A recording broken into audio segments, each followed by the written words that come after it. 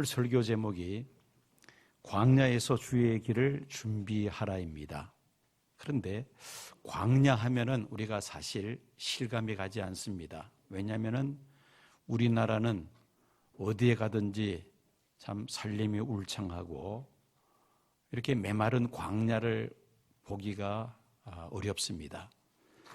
오늘 본문의 광야는 유대 광야를 가리킵니다.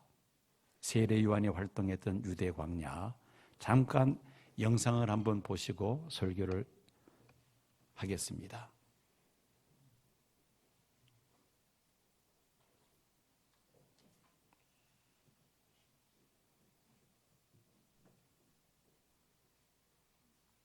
저기가 바로 유대 광야입니다. 풀 한 포기 나무 한 그루 찾기가 어려운, 그리고 마실 물을 얻기가 어려운 거칠고 메마른 광야입니다. 자, 광야는 메마르고 건조한 그러한 땅을 가리킵니다. 가도 끝이 없는 참 외롭고 적막한 곳이 바로 이 광야이죠. 자연 환경을 놓고 본다면 생존적인 측면에서 최악의 상황이 바로 광야라고 말할 수 있습니다. 울퉁불퉁하고 흙먼지가 날리고 길도 제대로 보이지 않는 곳이죠. 밤에는 짐승이 울부짖는 곳이며 사망의 음침한 골짜기이기도 합니다. 그런데 성경을 보면은 이 광야와 관련된 사건들이 많이 기록이 되어 있습니다. 모세 같은 경우는 40년 동안 미디안 광야에서 양을 치는 목동으로 훈련을 받죠. 그러다가 하나님의 부르심을 받아 그는 애굽의 종살이에 이른 이스라엘 백성들을 가나안 땅으로 인도하는 그 출애굽의 역사를 모세가 담당하게 됩니다. 40년의 광야 생활 후에 출애굽 사건을 그가 앞장서서 감당하게 되죠. 또 출애굽하는 이스라엘 백성들은 애굽에서 나와서 40년 동안을 이 광야에서 훈련을 받습니다. 하나님 나라의 모형 같은 이스라엘 민족 국가를 가나안 땅에 세우기 위해서는 40년의 광야 훈련이 필요했다는 것입니다. 오늘 본문에 등장하는 세례 요한도 그렇습니다. 당시 이스라엘의 수도 예루살렘을 떠나서 광야에서 약대 토롯을 입고 그리고 메뚜기와 석청을 먹으면서 메시아의 길을 예비합니다. 여러분 아시다시피 예수님도 공생애를 시작하시기 전에 40일 동안 광야에서 금식하시며 마귀에게 시험을 받으시고 승리하신 후에 3년간의 공생애가 시작이 됩니다. 사도 바울은 부활하신 예수님을 만난 후에 아라비아 광야에서 3년 동안을 연단을 받고 그리고는 이방인의 사도로서 아시아와 유럽을 순회하며 복음을 전파하면서 많은 교회들을 개척을 합니다. 광야는 인간의 생존적인 측면에서는 최악의 상황입니다.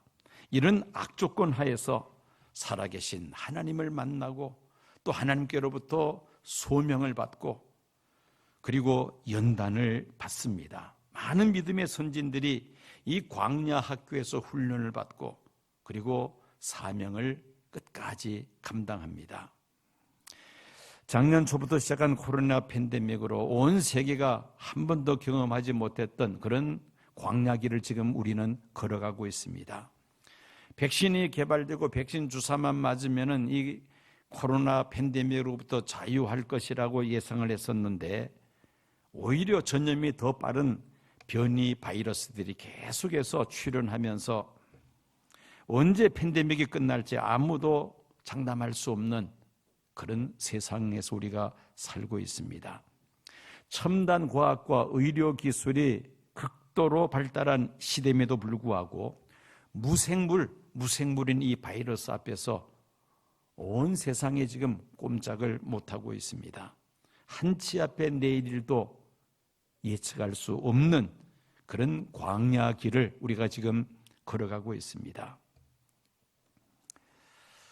지금으로부터 2000년 전 세례 요한이 광야에서 주의 길을 예비했던 그 심정을 우리들이 오늘 깊이 생각하면서 우리도 광야 같은 오늘 이 세상에서 주의 길을 준비하는 그런 믿음의 사람이 되어야 할 줄로 믿습니다. 주의 길을 준비하라는 것은 다가오는 미래를 준비하라는 말씀입니다. 우리는 2021년 이제 마지막을 지금 살고 있으면서도 2022년 새해 계획을 세우고 있습니다. 이것이 바로 미래를 준비하는 것이죠. 10년 후, 30년 후, 100년 후의 미래를 우리가 계획하는 것, 이게 바로 준비하는 것이 아니겠습니까? 오늘 본문인 마태복음 3장 3절 말씀은 마태복음의 저자 마태가 광야에서 하나님의 말씀을 외치는 세례 요한의 사역이 이사야서 40장 3절에 예언된 그 말씀을 성취한 것이라고 마태는 지금 증언하고 있습니다. 이사야 선지자는 예수님 세상에 오시기 800년 전에 장차 메시아가 오실 것을 예언을 하며 또 그 메시아를 증거할 자가 있을 것을 또한 예언하고 있습니다. 그가 바로 세례 요한이라는 것이죠. 제가 이사야서 40장 3절에서 5절까지 말씀을 읽겠습니다. 외치는 자의 소리여 이르되 너희는 광야에서 여호와의 길을 예비하라. 사막에서 우리 하나님의 대로를 평탄하게 하라. 골짜기마다 도도해지며 산마다 언덕마다 낮아지며 고르지 아니한 곳이 평탄하게 되며 험한 곳이 평지가 될 것이요 여호와의 영광이 나타나고 모든 육체가 그것을 함께 보리라. 이는 여호와의 입이 말씀하셨느니라. 여호와의 길을 예비하라. 주의 길을 준비하라. 이 말씀을 좀 더 구체적으로 표현한다면 메시아 오실 것을 준비하라는 말씀입니다. 성경은 창세기 시작해서 요한계시로 끝이 납니다. 그리고 성경은 크게 구약과 신약으로 구성이 되어 있습니다. 구약은 오실 메시아를 예언하고 있으며 신약은 오신 메시아 예수님을 증거하고 또 장차 오실 메시아 재림하시는 예수님을 예언하고 있는 것이 바로 신약 성경입니다. 인류 역사의 알파 오메가 되시는 하나님은 구약시대 아담과 아브라함을 위시해서 수많은 믿음의 선진들에게 장차 메시아가 오실 것을 말씀하셨습니다. 그래서 유대인들은 메시아 대망 사상을 가지고 수천 년을 살아왔습니다. 그런데 놀라운 사실은 정작 그 메시아가 세상에 왔을 때에 유대의 종교 지도자들은 메시아를 십자가에 못 박아 버리고 말았다는 것입니다. 그들은 메시아의 길을 준비한 것이 아니라 메시아의 길을 가로막았습니다. 그리고 마침내 메시아를 십자가에 못 박아 버리고 만 것입니다. 왜 이런 일이 일어났을까요? 그들은 종말적인 차원에서의 메시아를 이해하지를 못했습니다. 현재라는 시공간 안에서 메시아의 역할을 그들은 제한시키고자 했다는 것입니다. 유태인들은 메시아의 역할을 당시 이스라엘을 식민 통치하고 있는 로마 제국을 물리치고 이스라엘을 해방시키며 유대인들이 세계를 제패하는 메시아 왕국으로 정치적인 메시아로 그들은 생각했던 것이죠. 제자들마저도 예수님이 메시아로서의 역할을 완수하게 되면 자신들은 정치적으로 크게 출세하고 성공할 것으로 기대하고 있었습니다. 유대 종교 지도자들, 예수님의 제자들은 메시아를 통하여 자기들의 원하는 그 소원을 이루고자 했다는 것입니다. 심지어 당시 종교 지도자들은 예수님을 메시아로 인정하면은 그들이 누리고 있는 기득권을 다 잃어버리게 되고 그들이 설 자리를 또한 잃어버리게 될 그런 상황입니다.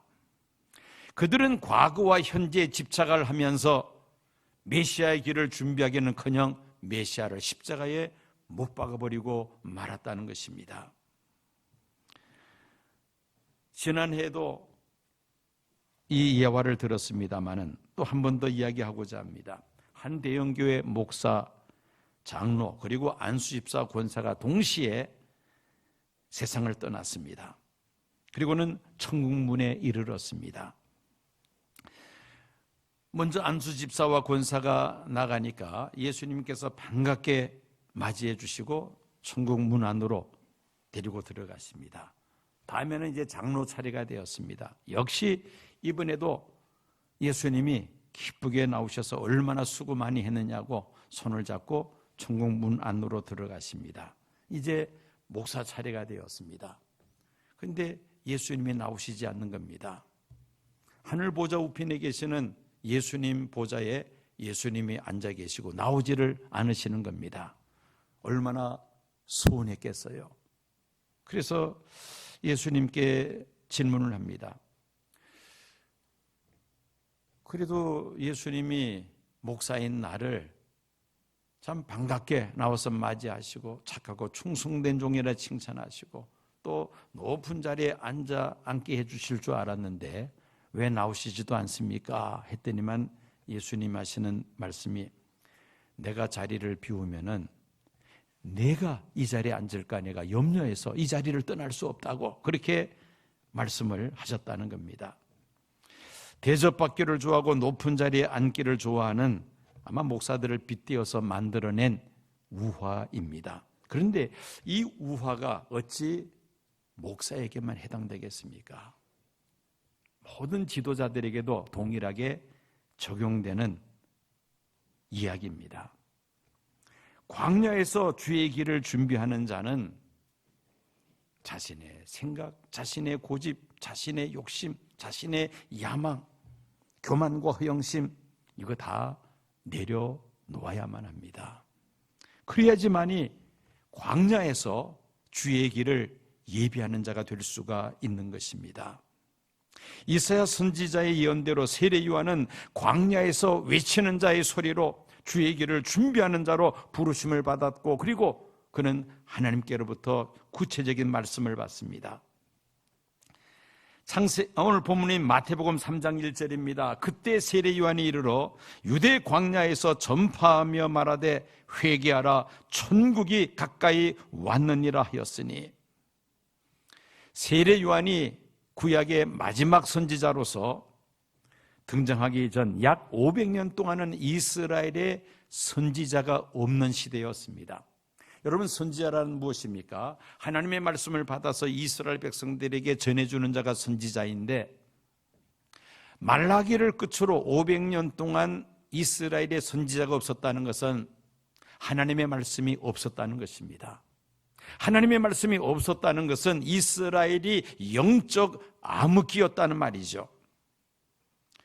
이러한 때에 광야 빈들에서 낙타토롯을 입고 허리에 가죽들을 띠고 음식은 메뚜기와 석청을 먹으면서 구약시대의 마지막 선지자로서 세례 요한은 메시아가 오셨음을 담대하게 증거했던 것입니다. 이사야 선지자가 예언했던 대로 광야에 외치는 자의 소리가 되어서 요단강에서 회개하라 천국이 가까웠느니라 외치면서 회개의 세례를 베풀며 주의 길을 예비했던 것입니다. 세례 요한의 외침에 양심에 찔림을 받는 수많은 유대인들이 요단강으로 와서 그들의 죄를 회개하고 그리고 세례 요한으로부터 세례를 받았습니다. 수많은 이스라엘 백성들 앞에서 예수님도 세례받기 위하여 요단강에 찾아오셨을 때에 그때 세례 요한은 예수님에 대하여 뭐라고 많은 사람들 앞에 증언합니까? 세상 죄를 지고 가는 하나님의 어린 양을 보라. 성령으로 세례를 베푸실 하나님의 아들이라고 예수님에 대하여 담대하게 증거했던 것입니다. 구약적인 관점에서 메시아로서 예수님의 사역을 가장 함축성이 있으면서도 정확하게 요한은 증거했던 것입니다.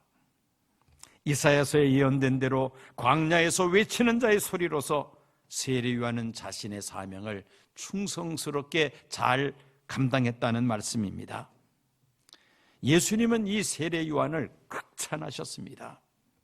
여자가 낳은 자 중에서, 즉 세상 사람들 가운데 세례 요한보다 더 큰 이가 없다고 예수님은 극찬을 하셨죠. 왜냐하면 세례 요한은 요단강에서 그 수많은 유태인들에게 세례를 베풀면서 주의 길을 예비하는 광야에서 외치는 자의 소리로서 사명을 충성스럽게 잘 감당했기 때문입니다. 자, 오늘날 우리들도 세례 요한처럼 주의 길을 준비하는 자가 되기 위해서는 어떻게 해야 될 것인가? 세 가지를 여러분들에게 말씀드리려고 합니다. 첫째는 회개의 세례를 받게 해야만 합니다. 세례 요한은 요단강에서 죄 사함 받게 하는 회개의 세례를 전파하였고 수많은 사람들이 요한에게 찾아와서 세례를 받습니다. 회개의 세례란 사람들로 하여금 자신의 죄를 회개하게 하고 예수를 구주로 영접하여 구원에 이르도록 하는 것, 이게 바로 회개의 세례가 아니겠습니까? 회개하여 자신을 죄에서 정결케 하지 아니하면 예수님을 구주로 영접할 수 없습니다. 회개하여 자신을 성결케 하고 예수님 구주로 영접할 때 우리가 죄 사함 받게 되고 또 하나님의 자녀가 될 수가 있죠. 회개하여 하나님의 자녀가 된 사람만이 주의 오심을 준비하는 자가 될 수가 있는 것입니다. 하나님의 은혜를 받아들이는 첫 번째는 자신이 용서받아야 할 죄인이라는 것을 인정해야만 합니다. 즉 죄인이라는 사실을 고백해야만 합니다. 그 다음에 나는 용서받아야 할 죄인이면서 또 용서받은 죄인이라는 확신을 가지고 있어야만 합니다. 예수님 십자가 보혈의 피로 하나님의 은혜로 나는 죄 사함 받은 용서받은 죄인이라는 사실을 믿어야 한다는 것입니다. 그런데 사람들은 자신이 죄인이라는 사실을 잘 시인하지 않습니다. 교만 때문이죠. 우리가 항상 염두에 두어야 될 것이 있습니다. 나는 죄인입니다. 그리고 용서받은 죄인입니다. 구원받은 죄인입니다. 이것을 늘 우리가 염두에 두어야 할 것입니다. 그러나 교만한 자들은 자기를 스스로 높입니다. 주의 길을 준비하는 것이 아니라 자기 길을 준비합니다. 자신을 굉장하다고 또 특별하다고 생각을 합니다. 그때부터 이제 무너지기를 시작합니다. 마귀는 사람을 교만하게 만들죠. 사람이 교만해지면은 예수님이 들어가실 자리가 없습니다. 예수님이 필요 없게 된다는 것이죠. 예수님이 내 삶의 주인이 아니라 내가 내 인생의 주인 역할을 하고자 합니다. 예수님이 교회의 주인이 아니라 사람이 교회 주인 노릇을 하려고 합니다. 이게 뭡니까? 교만 때문이죠. 교만은 주의 길을 준비하는 일에 걸림돌이 된다는 것입니다. 다시 말씀드립니다마는 주의 길을 준비하기 위해서는 먼저 나 자신의 죄인임을 깨닫고 회개하며 예수님을 구주로 영접해야만 합니다. 그럴 때 우리는 다시 오실 주의 길을 준비하는 자가 될 수 있는 것입니다. 두 번째는 마음의 길을 곧게 해야만 합니다. 이사야서 40장 3절 말씀, 모든 골짜기는 메워지고 모든 산과 작은 산이 낮아지고 굽은 것이 곧아지고 험한 길이 평탄하여질 것이요. 이 말씀을 액면 그대로 문자 그대로 도로로 평탄하게 된다, 그런 뜻이 아닙니다.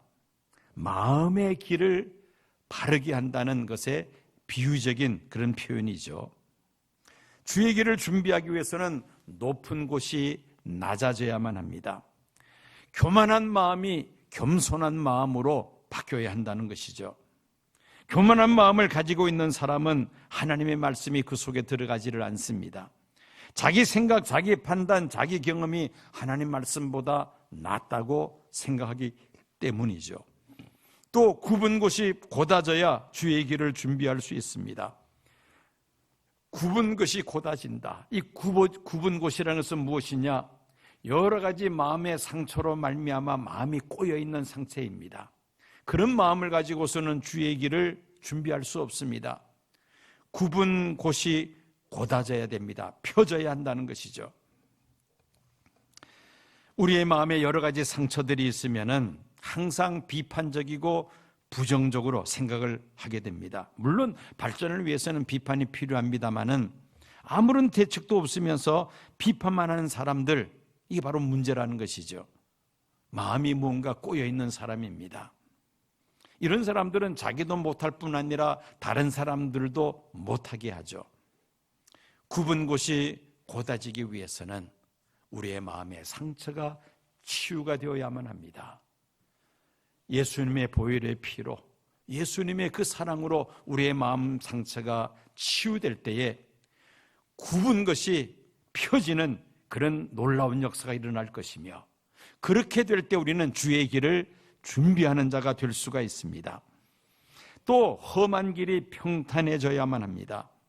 온갖 세상 걱정, 근심, 염려로 가득 차 있는 사람들, 이런 마음을 가지고서는 주의 길을 준비할 수 없습니다. 무거운 짐들, 나의 걱정, 근심, 염려들 기도로 다 주님 발 앞에 내려놓을 때에 하나님이 주시는 평강을 우리가 누릴 수가 있습니다. 험한 길이 평탄해질 수가 있다는 것이죠.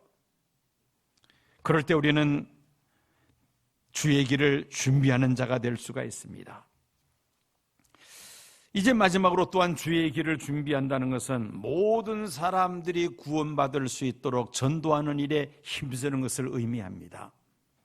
십자가에 죽으시고 부활 승천하신 예수님께서 세상에 다시 오시는 것은 전도와 밀접한 관계가 있습니다.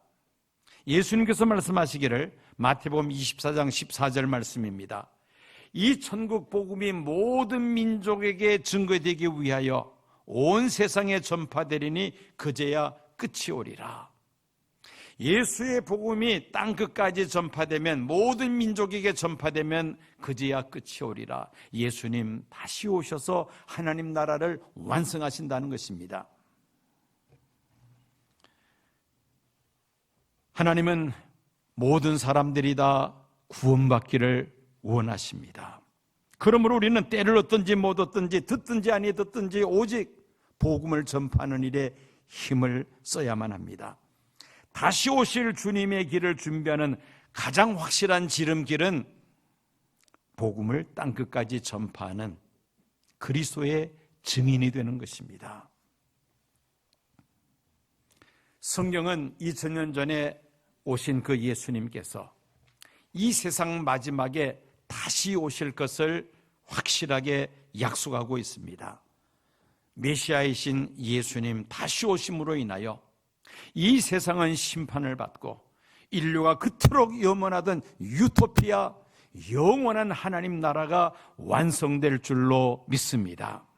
비록 지금 우리가 코로나 팬데믹이 장기화되면서 정말 내일 일을 예측할 수 없는 광야 같은 세상에서 하루하루를 살아가고 있습니다마는, 때가 차면 우리가 그토록 바라는 영원한 하나님 나라가 반드시 완성될 줄로 믿습니다. 잭 캔필드와 마크 빅터 한센이 쓴 가장 절망적일 때 가장 큰 희망이 온다라는 책이 있습니다. 한번 따라해 보실까요? 가장 절망적일 때 가장 큰 희망이 온다. 이 책의 주제는 소망입니다. 저자는 가장 큰 장애는 공포라고 그렇게 주장합니다. 일반적으로 신체적인 장애 또 물리적인 장애를 생각하면서도 심리적인 장애에 대해서는 별로 생각하지 않습니다. 그런데 가장 큰 장애가 바로 이 심리적인 장애, 공포라는 것입니다. 매사에 자신이 없습니다. 불안하고 두려워하는 것입니다. 이유는 미래에 대한 불확실성 때문입니다. 앞으로 어떤 일이 우리 앞에 전개될지 예측할 수 없기 때문에 사람들은 두려워합니다. 반면에 미래에 대한 확실한 소망이 있으면 두려움과 불안감이 순식간에 사라지게 됩니다. 리빙스턴은 아프리카에 도착하여 이제 선교지에 무사히 도착을 합니다. 그리고 런던에 있는 런던 선교회 본부에 편지를 보냈습니다. 무사히 선교지에 잘 도착했다고. 그러자 이 본부에서 리빙스턴에게 편지를 보냅니다. 리빙스턴이 오지에 도달하는 길을 개척을 하면은 더 많은 선교사를 파송하겠다고 그렇게 편지를 보냈습니다. 이때 리빙스턴은 선교회에다가 뭐라고 답장을 보냈느냐? 만들어진 길이 있다고 해야만 올 사람은 필요 없습니다. 길이 없다고 해도 올 사람이 필요합니다. 라고 편지를 보냈다는 것입니다. 세상에는 길을 준비하는 용기 있는 사람이 필요합니다. 다 닦아놓은 길, 그 길을 가는 것은 누구나 할 수 있는 일이죠. 그러나 없는 길을 만들어서, 길을 뚫어서 만드는 이런 사람들이 필요하다는 것입니다.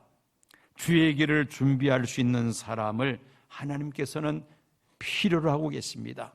더더욱이 오늘날처럼 온 세상이 지금 광야길을 걷고 있는 이러한 때는 더더욱 다시 오실 주의 길을 준비하는 자가 필요하다는 말씀입니다. 코로나 팬데믹의 끝이 보이지 않습니다. 갈수록 불안감이 점점 더 커지고 있습니다. 그러나 우리는 믿습니다.